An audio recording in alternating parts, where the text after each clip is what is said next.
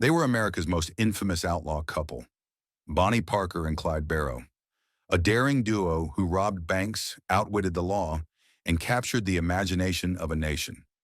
But every legend meets its match, and theirs came in the form of a relentless Texas lawman named Frank Hamer.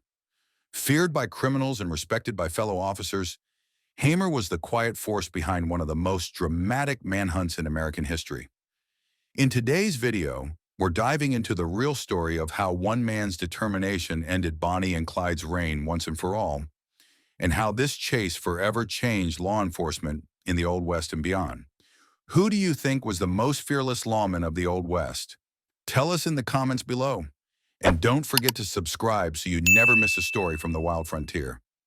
Captain Frank Hamer was one of the most respected Texas Rangers and lawmen of the early 20th century. He gained national fame as the leader of the posse that relentlessly pursued and ultimately brought an end to the crime spree of infamous outlaws, Bonnie Parker and Clyde Barrow in 1934. Hamer was widely admired for his fearlessness, determination, and exceptional skills in marksmanship and investigation.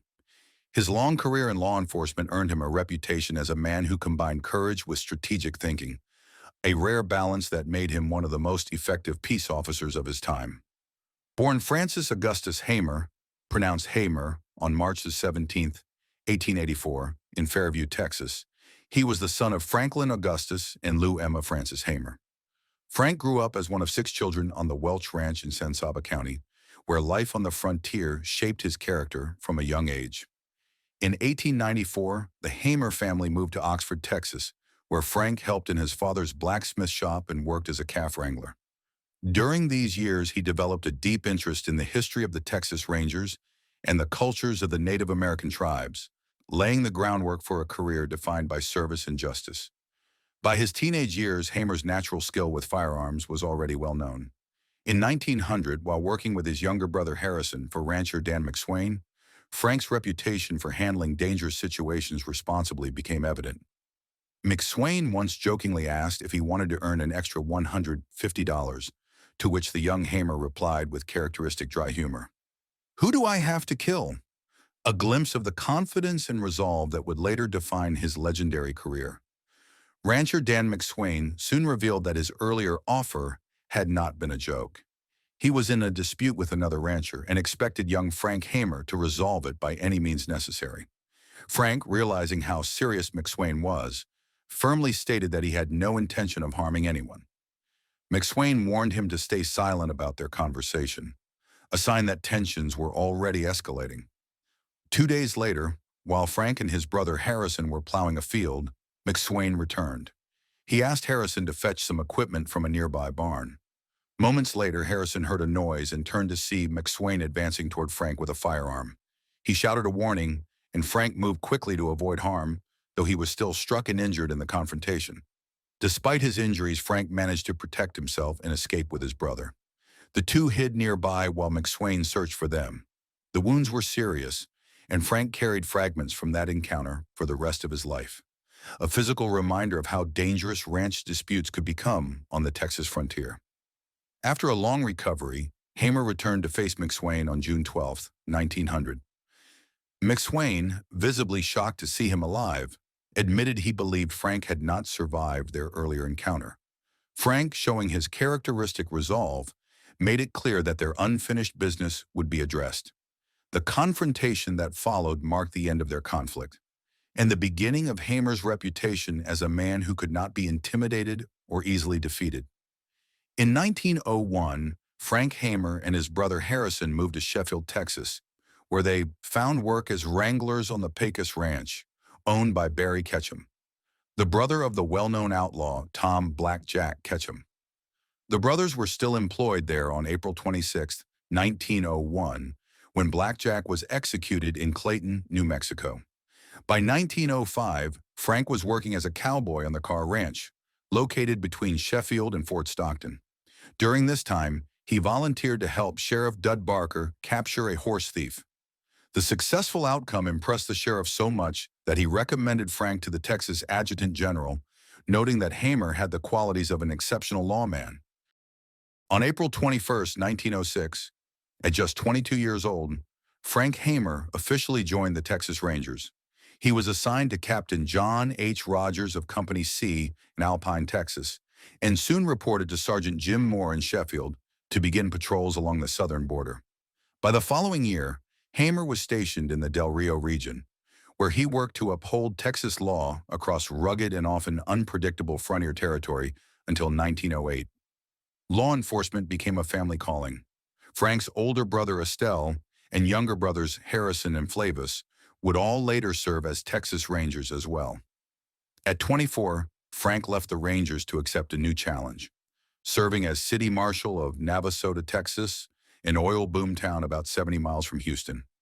The town had a reputation for disorder, with frequent confrontations on its main street, and law officers rarely stayed long due to corruption or intimidation. Hamer's strong leadership, however, brought stability and order to the community. He held the position until April 1911, when he accepted an appointment as a special investigator for Mayor Horace Baldwin Rice, operating out of the Harris County Sheriff's Office. For the next 4 years, Frank focused on maintaining public order in one of the most challenging regions of Texas. In 1914, he took on a new role as a deputy sheriff in Kimball County, where he specialized in livestock theft investigations, further refining the investigative skills that would define his long and storied career. In 1915, Frank Hamer returned to the Texas Rangers, this time assigned to patrol the Rio Grande along the turbulent U.S.-Mexico border.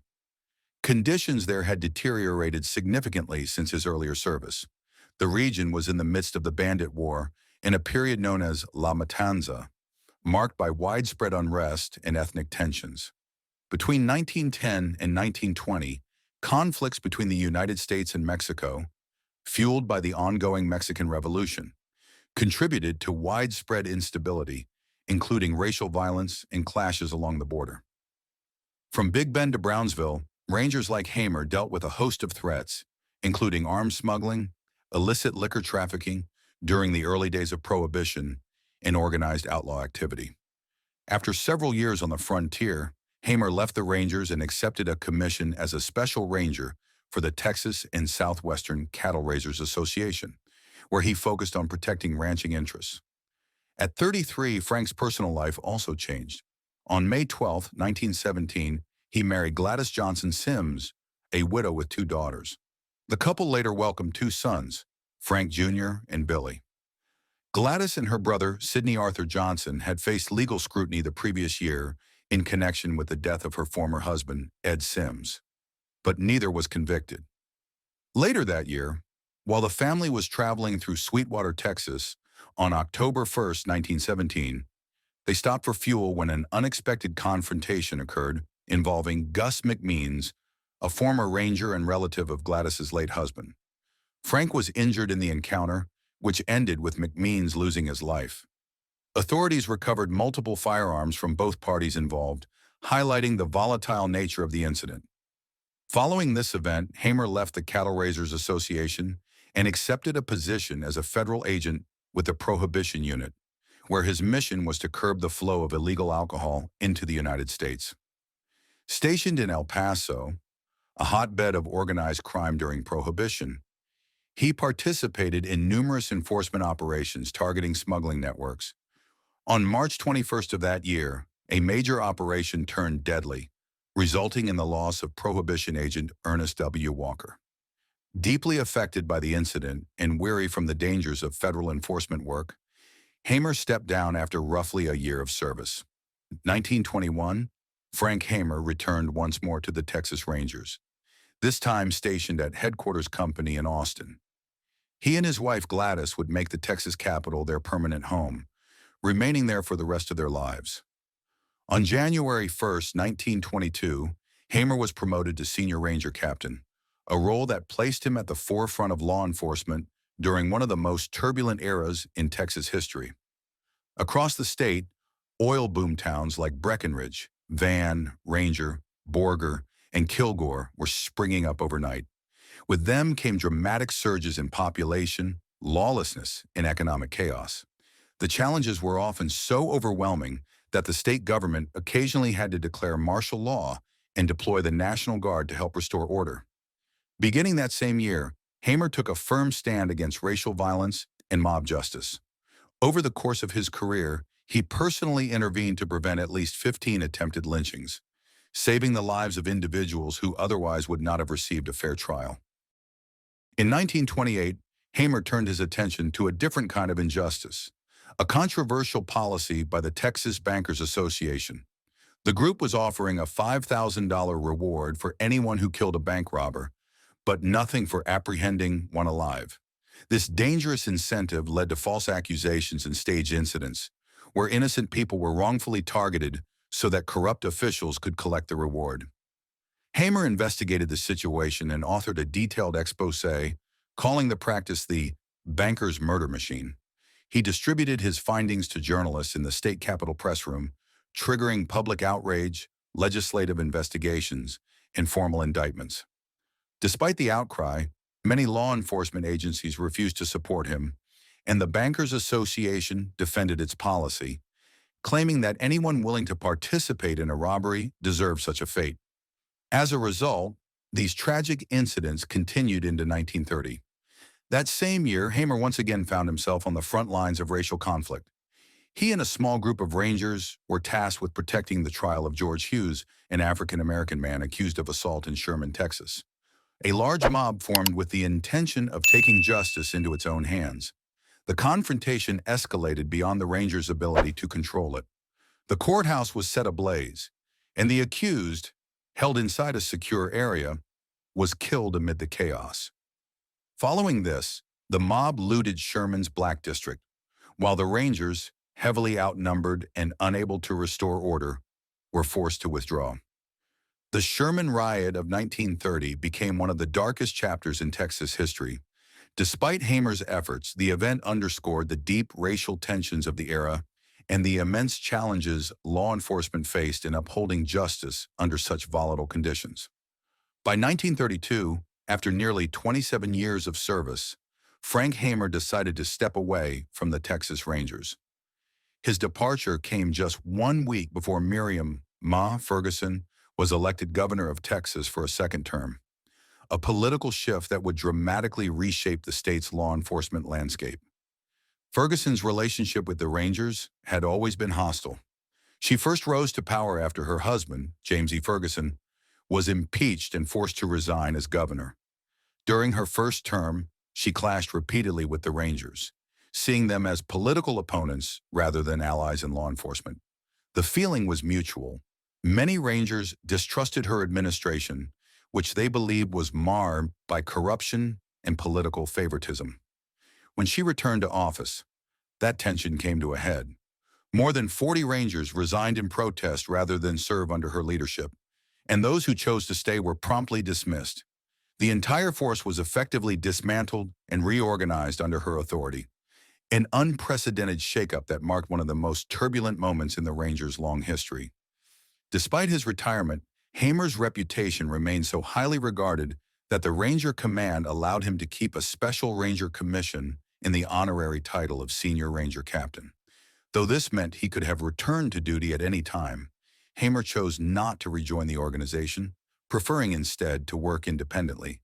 But retirement would not last long.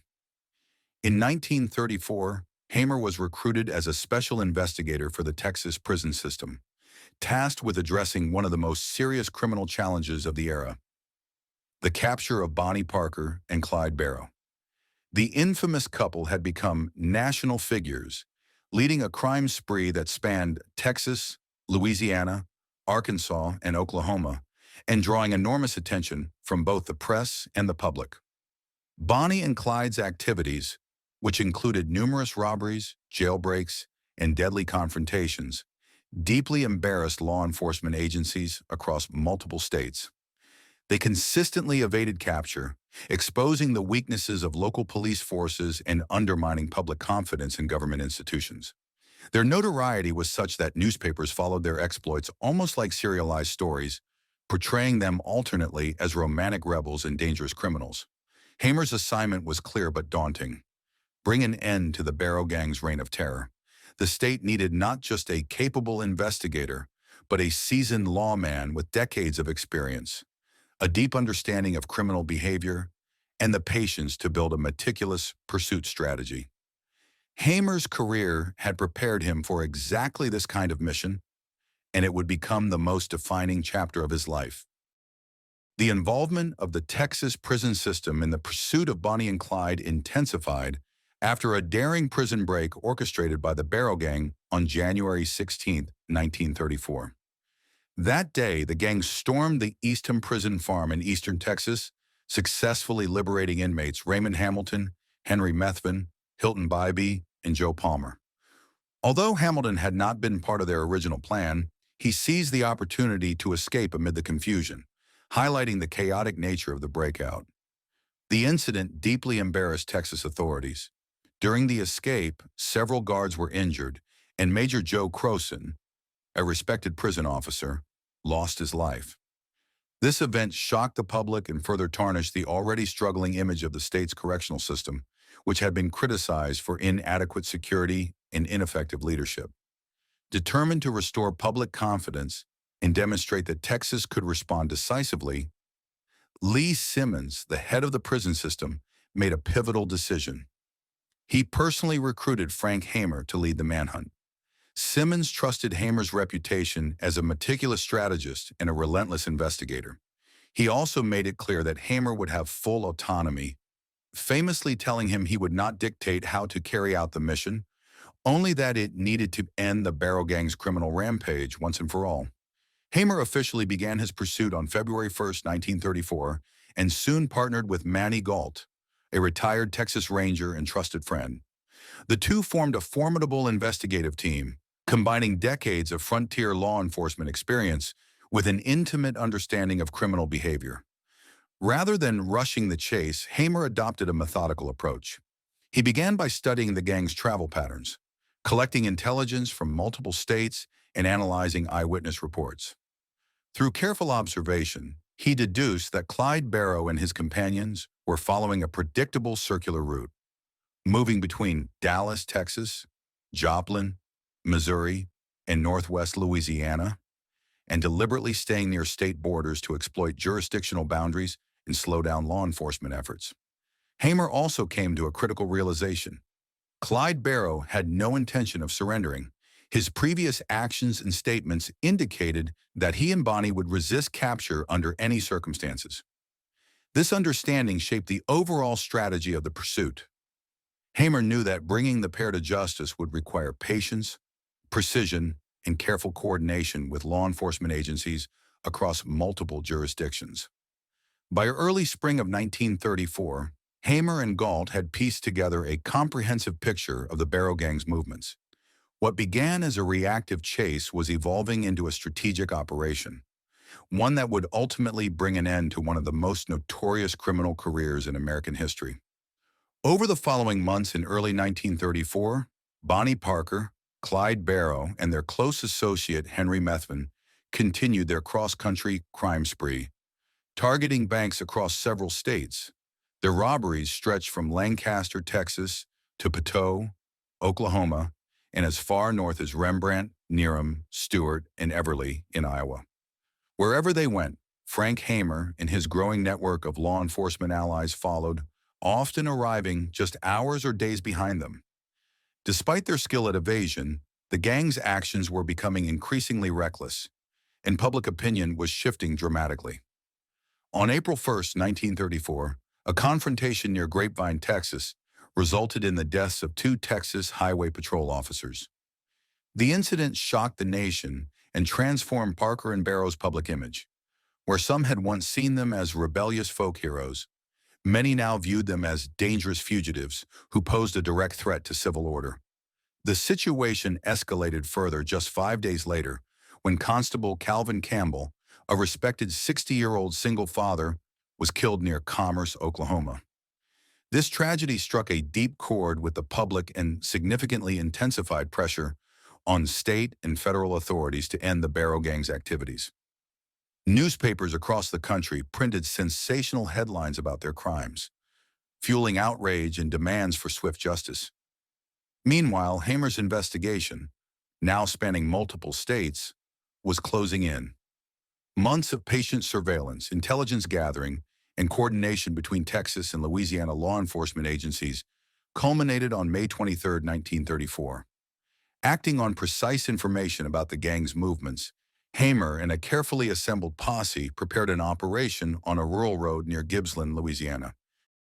When the gang's vehicle finally appeared, the trap was sprung, bringing an end to one of the most dramatic manhunts in American criminal history.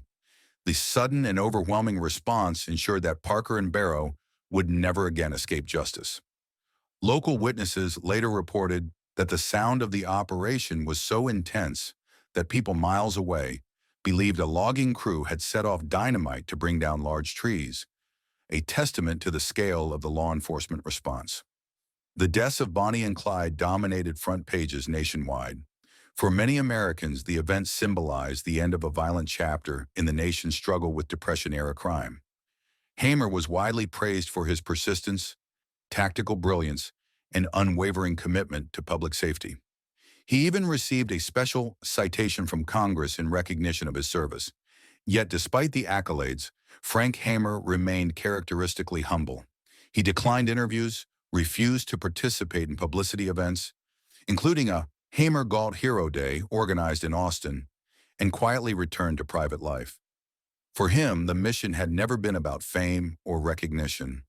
It was about restoring a sense of safety and order to a public that had long lived in fear of two of America's most notorious outlaws. In the later years of his career, Frank Hamer continued to apply his experience in maintaining order and public safety. He worked as a security advisor for several oil companies and shipping firms, where his responsibilities included preventing labor disputes from escalating and ensuring that large gatherings remained peaceful during times of social tension. In 1948, Texas Governor Coke Stevenson once again called upon Hamer's expertise, asking him to temporarily return to Ranger service. His mission was to assist in reviewing election returns in Jim Wells and Duval counties during a highly contested U.S. Senate race, a critical election that would later shape the state's political future. After completing this assignment, Hamer retired permanently in 1949 and settled in Austin, Texas, where he lived a quieter life with his family. In 1953, he suffered a serious heat stroke, and although he survived for 2 more years, his health never fully recovered. He passed away on July 10, 1955, at the age of 71, and was laid to rest in Memorial Park Cemetery in Austin, close to his son Billy. Over the course of his long career, Hamer was involved in more than 50 armed confrontations, enduring 17 injuries and surviving situations where many believed he would not make it. Historical records credit him with resolving numerous life-threatening encounters, and estimates suggest he may have neutralized between 53 and 70 dangerous individuals in the line of duty. For his decades of service and lasting contributions to public safety, Frank Hamer was honored with induction into the Texas Ranger Hall of Fame, cementing his legacy as one of the most respected and influential lawmen in American history. Frank Hamer's story is more than just the tale of the man who brought down Bonnie and Clyde. It's the story of a relentless lawman whose career bridged the rough and tumble days of the Old West and the modern era of American law enforcement. From dusty Texas ranches to headline-making manhunts, Hamer never sought glory or fame, only justice.